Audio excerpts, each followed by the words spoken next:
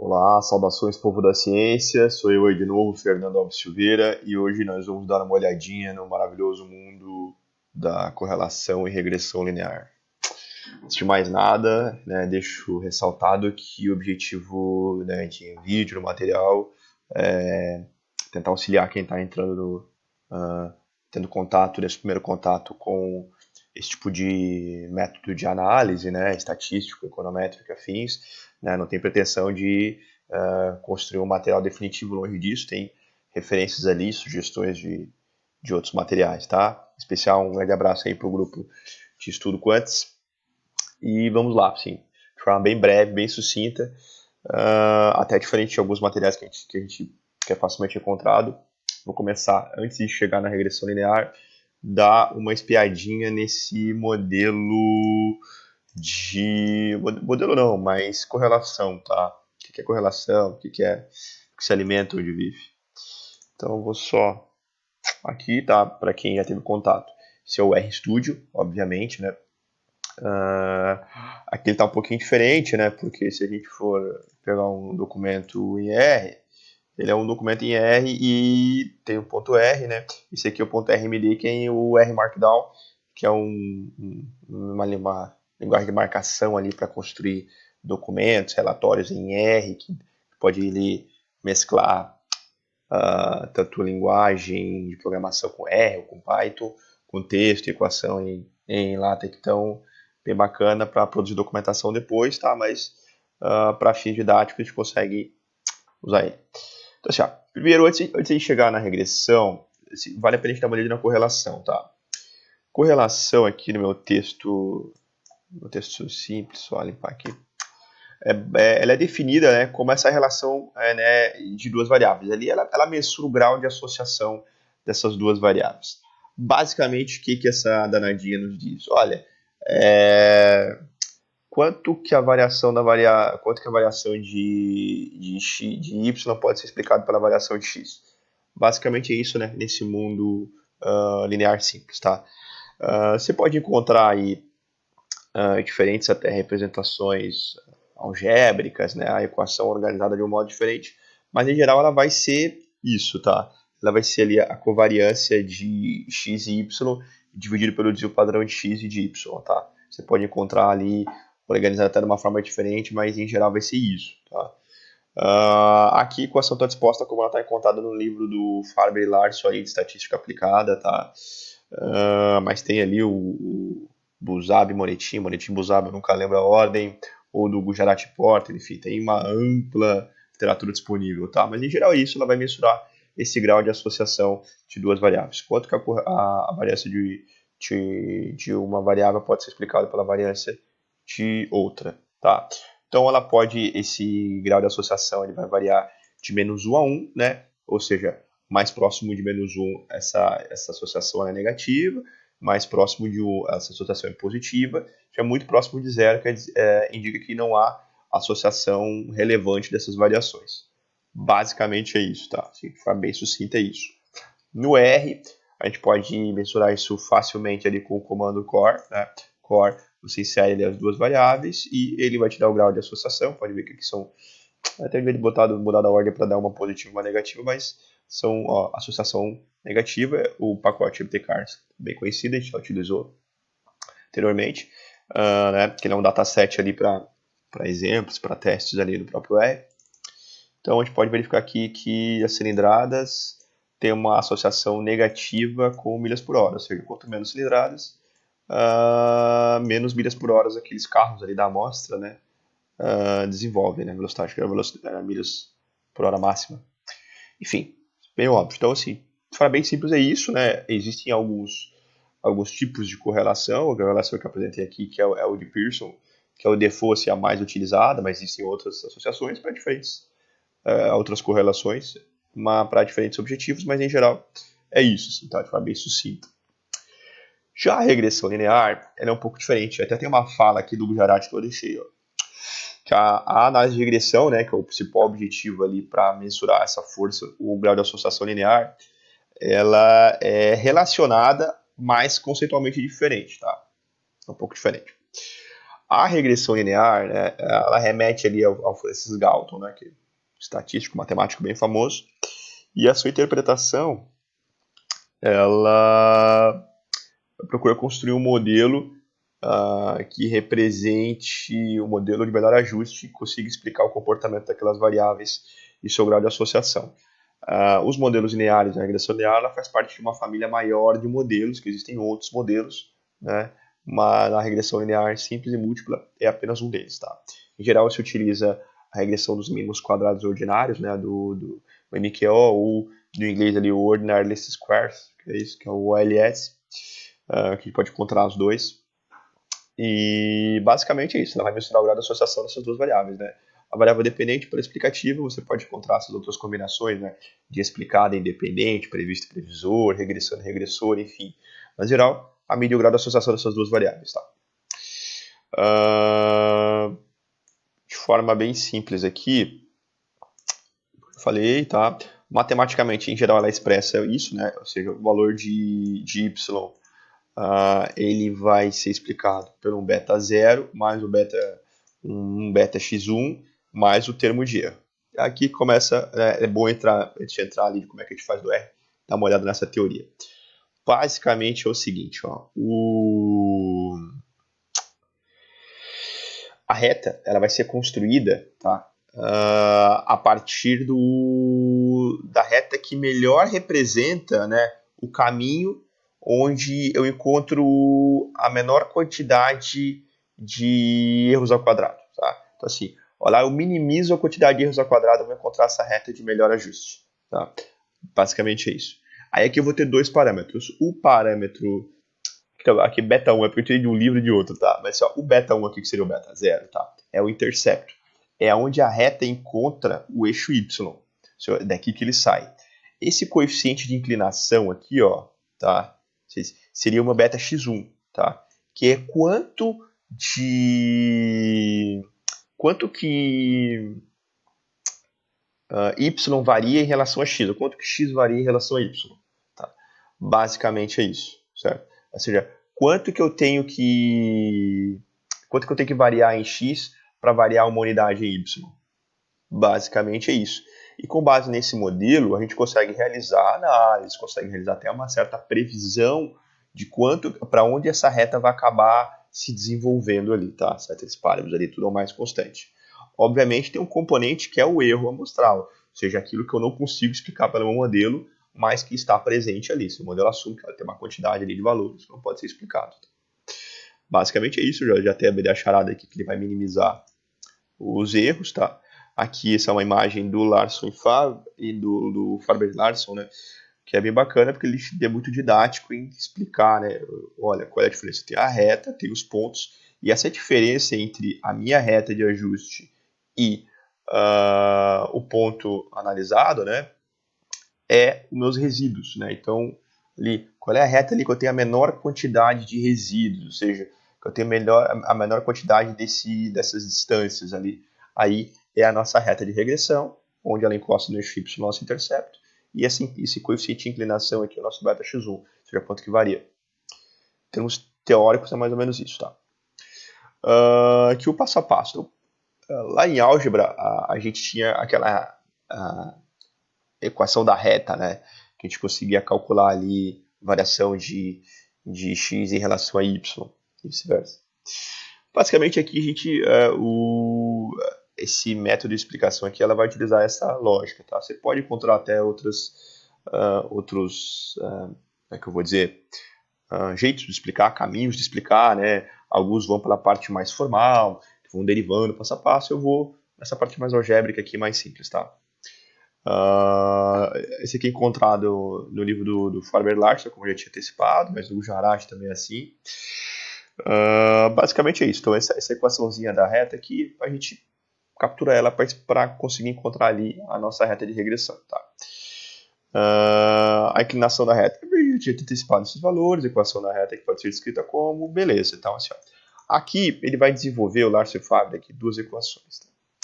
Basicamente isso. Assim, ó. O M, que seria o nosso intercepto ali, onde a nossa reta cruza o eixo Y, ele pode ser explicado por essa equação, ele está um pouquinho, eu vou até aumentar aqui, ó, por causa do látex, que ele acaba ficando pequenininho mesmo, tá? Mas, ó, por essa equação, tá?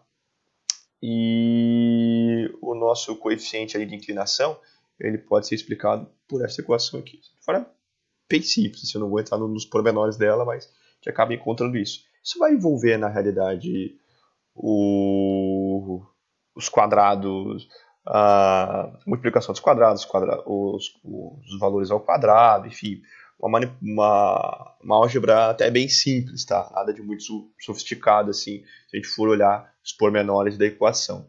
Tá? Como exemplo, faltou um espacinho aqui. Eu utilizei esses dados aqui, que se eu não me foge, estão no livro do Faber Larson, tá? Mas você pode utilizar qualquer dado, obviamente, né? Aqui que ele vai analisar o PIB de alguns países e a emissão de CO2. Então, ó, para fins didático, né? Esse dataset aqui, né? Esses dados aqui, a gente pode encontrar ali N igual a 10, né? A quantidade de observações, obviamente, né? A soma dos valores de x, a soma dos valores de y, a soma dos valores de x vezes y, valor de x ao quadrado. Assim, com esses 4, 5 valores aqui, a gente pode montar nessa equação e pode achar o intercepto, ou seja, o ponto onde xy é igual a zero, tá? Ou seja, onde eles saem ali, o ponto que ele carreta encontra o eixo y. E o seu intercepto é o quanto que o valor de x varia em relação a y. Tá? De modo geral, a equação pode ser facilmente explicada desse jeito. Isso é 115,7 mais 116,9 vezes x. Tá? No R, a gente pode fazer isso aqui muito facilmente. Tá? Então, essa lógica de realizar esses valores, montar essa equação, encontrar essa equaçãozinha aqui, ela pode ser muito facilmente construída com R. Muito fácil mesmo. Então, basicamente, você vai inserir o dataset, você pode ver que os valores são iguais ali em cima, tá? CO2 e PIB. Você constrói ele, já deve ter o contato com a linguagem, o objeto data frame, tá? Você vai inserir ali PIB CO2. Data frame é uma matriz ali onde as colunas são variáveis e as linhas são observações. Né? Você vai construir, vai chamar o modelo nativo, você não precisa nem de pacote, tá? Que é o modelo, os linear models ali. Você vai passar ali, ó, CO2 pelo PIB. Quanto de emissão de CO2 ele pode ser explicada pelo PIB, tá? Aponta o conjunto de dados, né? E aí você pode sumarizar o modelo ali, ele vai retornar para a gente aqui, ó. Então, sem nenhuma surpresa, né? A gente encontrou os mesmos valores, ó, 115,7 e 166 vezes x, que por acaso são os mesmos valores da nossa equação construída aqui anteriormente. Não é mágica. Uma forma muito simples ali com 5 linhas de código, tá? Então, é um negócio super simples. E aqui você vai ter o nosso coeficiente de R quadrado, né? E R quadrado na literatura vai ser a soma dos quadrados totais, a soma dos quadrados estimados dividido pela soma total dos quadrados, né? Que é o coeficiente de determinação de correlação, tá? Tem o R quadrado ajustado aqui, tem outras estatísticas gerais, você pode ver aqui que o p-valor ele é a nível de 1% estatisticamente significante, te dá ali sobre os resíduos, ó, os quartis, a mediana, os resíduos, enfim, o valor máximo e mínimo, então ele te dá uma geral aqui. Esse objeto modelo, né, você pode extrair depois tudo decomposto dele, tá? E outras informações ali que você, porventura, precisa utilizar na sua análise. Então, de modo geral, é isso, tá? Aqui a gente pode analisar, olha só. Lembra que a gente fez aqui, que a gente deu uma olhadinha aqui na nossa reta de regressão? Então, vamos dar uma olhada aqui na nossa reta de regressão aqui que eu plotei. Então, ó, command plot, nativo também, não preciso utilizar nenhum pacote aqui, tá? A gente pode facilmente analisar. Então, como ele sai de 115, então ele acaba estando aqui embaixo, né, no valor bem mínimo, assim. Então ele acaba indo, e aí esse para cada valor aqui de y é 166 vezes x, tá? Então, basicamente é isso, ó. Pode ver que essa reta aqui, ó, é a reta que as distâncias dos pontos é menor. Basicamente isso. Então, a gente vai lá e encontra essa reta de regressão. Tá? Então, assim, de forma simples é isso. Tá?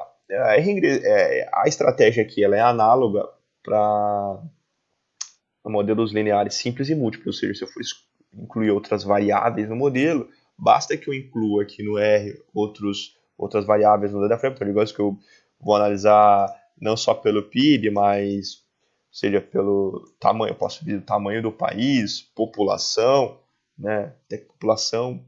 População, enfim, e ele ali dentro construiria um data frame e aqui no analisar eu ia passar CO2 por PIB, mais população, mais território, e depois a dar uma summary do modelo, ele ia encontrar um modelo com várias variáveis. Tá? Termos simples é isso. De forma geral, os modelos lineares, né, depois que a gente realiza a análise, a gente tem que ter em mente que ele tem que ter alguns pressupostos. Né? Algumas suposições quanto a esse modelo. Né? As principais são isso. Ó. Em geral, né, que os dados lá eles têm aderência à distribuição normal, que eles não são viesados, né, e esses modelos, né, quanto aos seus resíduos, tem algumas suposições. Primeiro, os resíduos eles devem ter distribuição normal, né, a gente pode observar isso de forma gráfica, pelos quantis, pelo histograma. Em geral, a gente utiliza o Shapiro-Wilk, que é um teste, ou Kolmogorov e Simoninov, ou Kolmogorov, tá? Mas em geral o Shapiro-Wilk vai dar conta do recado, tá? A gente tem que dar uma olhadinha na questão de correlação entre as variáveis independentes, elas estão correlacionadas entre si, né? Multicolinearidade. Os resíduos eles devem ser homocedásticos, ou seja, não posso encontrar toda a cidade nesses resíduos, muito embora, vamos entrar aqui em detalhes, mas é muito comum você, quando for trabalhar com dados reais, assim, quer fazer todos os seus problemas de uma análise que não é um exemplo, você porventura provavelmente vai utilizar ou modelos robustos ou algum tipo de correção. Tá? E os resíduos não devem apresentar autocorrelação, né? Devem ser autocorrelacionados. De forma bem simples é isso, não vou entrar nos pormenores, o que cada exposição quer dizer, mas basicamente isso. Olha, esses modelos vão indicar que ou você tem variáveis ali que se autocorrelacionam vão acabar prejudicando a acurácia do modelo, ou você tem, se você não encontra a distribuição normal, você tem informação lá que não está analisada no seu modelo, enfim, tem essa questão teórica por trás dessas suposições, né, que vão acabar se transformando, né, na sua análise em testes estatísticos. Tá? Então aqui eu vou apresentar o Shapiro-Wilk, tá, com H0H1 aqui, tá, de forma bem simples, a matéria está disponível, né. O homocedasticidade, você em geral utiliza o BP, né, o Gauss-Pagan, tá, mas existem outros modelos. O independência dos resíduos é o DW, aqui o W. Watson, tá, e para multicolinearidade eu utilizo o VIF. Por que o VIF aqui no exemplo, como ele só tem uma variável, né, eu não consegui aplicar, tá? Mas aqui, ó, até para fins didáticos, eu acabei, olha só que bacana, utilizando ali o log do PIB, só para mostrar como a multicolinearidade pode estar presente facilmente. Exemplo até do PIB, por exemplo, o PIB geralmente ele vai estar muito associado à questão da população, né? Então, geralmente, se populações maiores, a gente tem um PIB maior. O que acontece, assim, gente, em geral, né? Fiz de exemplo, assim, é algo que você encontra nos dados, tá? Então, provavelmente, ele vai acusar algum grauzinho de multicolinearidade entre população e PIB, por exemplo. Né? Não que os dois sejam a mesma coisa, mas para fins de exemplo. Então, esse tipo de coisa acontece, né? Ou seja, o grau que isso é aceitado, você vai observar nos livros ali. Em geral, ali, o nível indicado é até um VIF de 5, tá? Se aceita até 10, assim, depende do autor, depende de onde você vai encontrar, mas em geral, assim, o nível indicado até um VIF de 5, não mais que isso. Sim, para fins de exemplo, então, DW,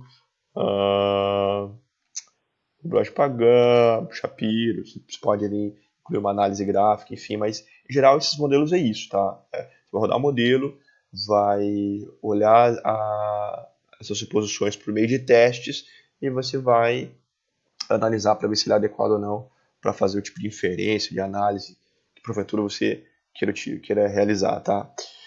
Existem outros testes, tá? Outras estratégias, mas em geral esses aí são bem utilizados. Há também alguns pacotes do R que você faz uma análise generalizada, que ele aplica uma série de modelos. Tá? Eu recomendo até, não botei aqui, mas acho que eu vou editar o documento e botar, que é o livro do professor Marcelo Perlin, que é de econometria com R, que tem os códigos, tudo é bem bacana. Sei lá, deve ser uns 20, 30 reais na Amazon, um e-book, mas vale bastante a pena. E, enfim, é isso, tá? Então, se a regressão, em termos gerais, é isso que você vai encontrar na literatura. Vou deixar tem as referências aqui embaixo. Espero que eu tenha ajudado, né? E um grande abraço e até mais. Tchau.